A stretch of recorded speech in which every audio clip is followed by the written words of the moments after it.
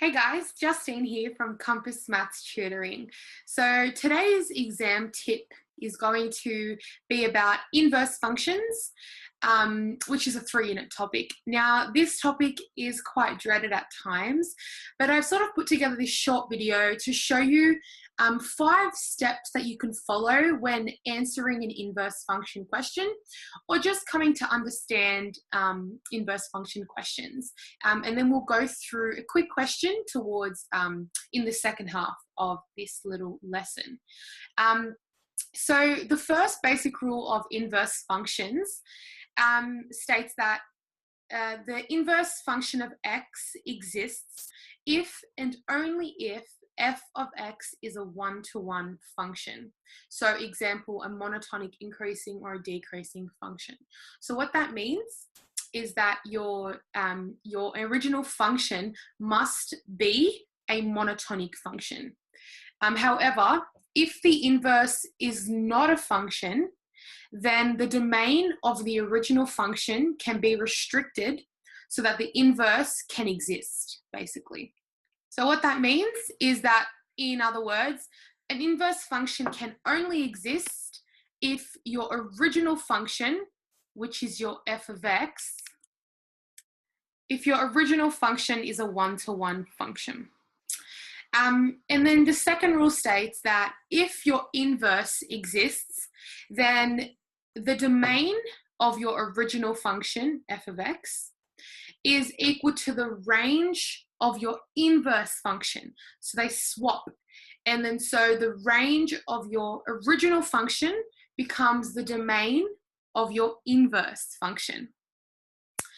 Then the third rule states that to find an equation for your inverse function, you simply interchange x and y.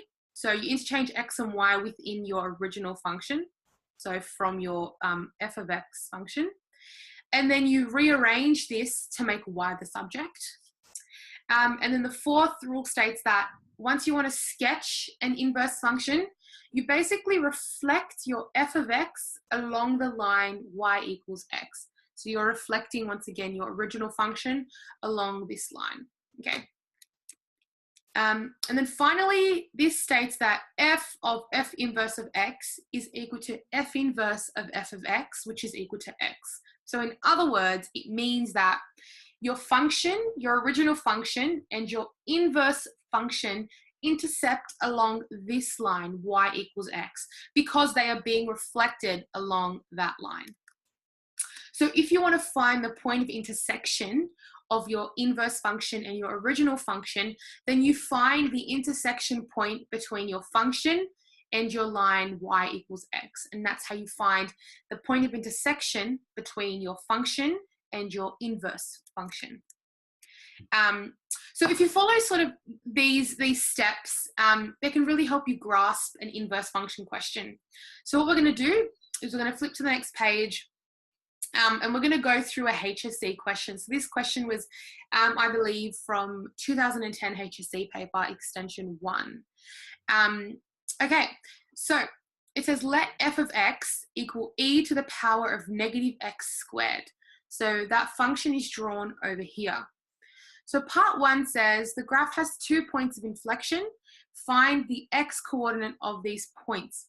So the first part of this question actually relates to derivatives. So I'm just going to quickly work out the 2 points of inflection, and then we'll come back to the next half of this question, which surrounds inverse functions.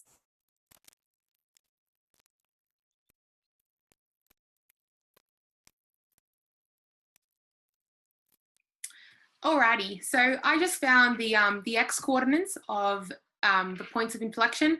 So if you just have a quick look at my working out, for a point of inflection, you need your second derivative to be 0. So you find your second derivative, which is over here, you equate it to 0, you find your x values, and then you have to prove that these are points of inflection, which is what I've done here. And then now I can conclude that x equals plus or minus 1 on root 2 are my 2 points of inflection. So they will be roughly here and roughly here. Okay. So this doesn't really have much to do with our inverse function, but it's part of the question, so I thought I'd include it anyway. All right, so I've just flicked to a new page, and I've put the question here again. Okay, so part 2 of the question says, explain why the domain of f of x must be restricted if f of x is to have an inverse function. So I'm going to go back to the first rule that we stated, and it states that f inverse of x exists only if f of x is a one-to-one function or is a monic function. And then it says, however, if the inverse is not a function, then the domain of your function can be restricted to ensure that an inverse function exists. So basically, this question asks, why can this function be restricted, or why must this function be restricted in order for there to be an inverse function? And basically, if I find my first derivative, so I differentiate my function, I get negative 2x e to the negative x squared. You realize that this is not a monotonic function, and therefore this cannot have an inverse function. Instead, if an inverse function must exist, then this domain needs to be restricted. So the way in which to answer this question, you can basically say that this is not a monotonic function, and therefore an inverse function, and therefore for an inverse function to exist, the domain must be restricted.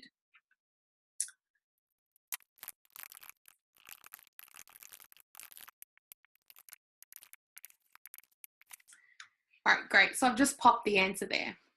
Okay, then part 3 asks to find a formula for the inverse function if the domain of f of x is restricted to x is greater than or equal to 0. So what we have to do is basically we need to find the formula. We need to find a formula for the inverse of x. So if you go back to the rules, so we go back to this third rule over here, it states that to find your inverse function, you pretty much interchange your x and y from your original function, and then you rearrange to make y the subject. So that's what we're going to do to find the inverse function. Okay, so we start with our original function. So y equals e to the negative x squared, and then we interchange x and y. So it basically means wherever you see y, replace it with x, and wherever you see x, replace it with y. So it starts with y, so I'm going to replace that y with x, e to the negative y squared. And now all you have to do is make y the subject of this equation. So the left-hand side becomes ln of x, and that equals negative y squared. Divide both sides by negative 1. You get y squared equals negative ln x, and then you just square root the right-hand side, so you get plus minus the square root of negative ln x. Okay, so which one is it? Is it the positive or is it the negative? So this is when you must go back to the second part of the question, which says the domain of f of x is restricted to x is greater than or equal to 0. So this is now restricted to only this portion of the graph. So when you need to determine your inverse function, you need to determine the range of your inverse function to see whether it's positive or negative. And to determine the range of your inverse function, remember we stated before in rule 4, to find the range of the inverse function, you simply find the domain of your original function, and that becomes the range of your inverse. So let's see. So we see the domain of f of x is stated right here, and that is x is greater than or equal to 0. Therefore, the range of your inverse function is y is greater than or equal to 0. So they are basically opposites of each other. So when you come to determine which one it is, positive or negative, you know here that y has to be positive, and therefore this has to be positive. So therefore, your inverse function is given by the square root of negative ln of x. There we go, that's our inverse function. All right, so let's move on to number 4.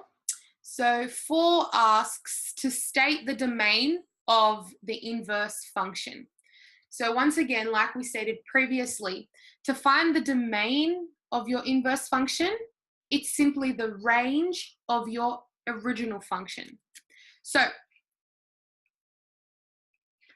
the range of f of x, so let's go up and have a look. So we see f of x has a range, so this intercept here is 1. So it means the range of this function is between 0 and between 1. So that's the range of our original. So the range of the function is of f. So 0 is less than y, which is less than or equal to 1 because it intercepts at 1, so it can be equal to 1, but it can't be equal to 0 because that's the asymptote that it approaches. So once you know the range of your original function, you can then find the domain of your inverse function. And it has the exact same as the range. So it's between 1 and 0. There you go. That's your answer there. And then finally, part 5 says, sketch the curve of your inverse function. In order to sketch, we pretty much reflect the function along the line of y equals x. So we're going to do just that, keeping in mind that the original function and your inverse function intercept along this line as well. So keep those two things in mind. We're going to graph the inverse function. All right, this is part 5. So first thing we need to do is graph our original function in the restricted domain. So I'm just going to draw up a set of axes. Okay. So this is your y and this is your x. So we know in our original function, it intercepts at 1. And then it follows something like this. I know the inflection point is pretty dramatic, but anyway, we'll keep it at that for now. So this is our original function. This is our f of x graph. So in order to graph our inverse function, the next thing we need to do is draw in the line y equals x, because that's what's going to help us reflect our initial function to give us our inverse function. So the line y equals x looks a little something like this.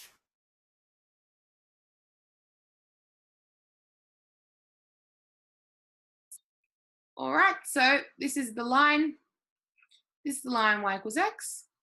So as you can see, the line y equals x and this function intercept at this point. So that's where you know the inverse function is going to intercept the line here as well. Okay, let's do this in another color. Let's do this in green. Okay, so first things first. So with your original function, it has a y-intercept of 1. So this means the inverse function has an x-intercept of 1. So this is our x-intercept of 1. And in our original function, it approaches y equals 0. So in our inverse function, x is going to approach 0. So this is going to become the asymptote here. Now we also know, as we found in the previous question, that the domain of our inverse function is between 0 and 1.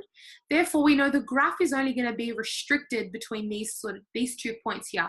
It's not going to exist in this region because the domain is restricted to 0 and 1. So the first thing I'm going to do is reflect this portion. So when I reflect this portion, I get something that looks a little bit like this. And I stop there because I know it's going to intercept there. And then in order to draw the rest of the graph, I'm going to reflect this portion of your function along this line. So it's going to look a little something like this. And it's going to go in that direction because it's going to be approaching x equals 0. So this green one is our inverse function. Okay, so as you can see, once you determine your inverse function, you really want to look for key points. So one of the key points is looking at the intercepts, swapping those intercepts. Another really important factor is looking at the domain in the range and swapping the domain in the range. And then obviously drawing in that line y equals x to know how the graph looks like, you sort of treat that line as a mirror, and then you mirror both sides to determine the inverse function. Okay, so that concludes this lesson. I know it was a little bit longer, but I just wanted to show you how you can apply those rules in the HSC question. I hope that helps.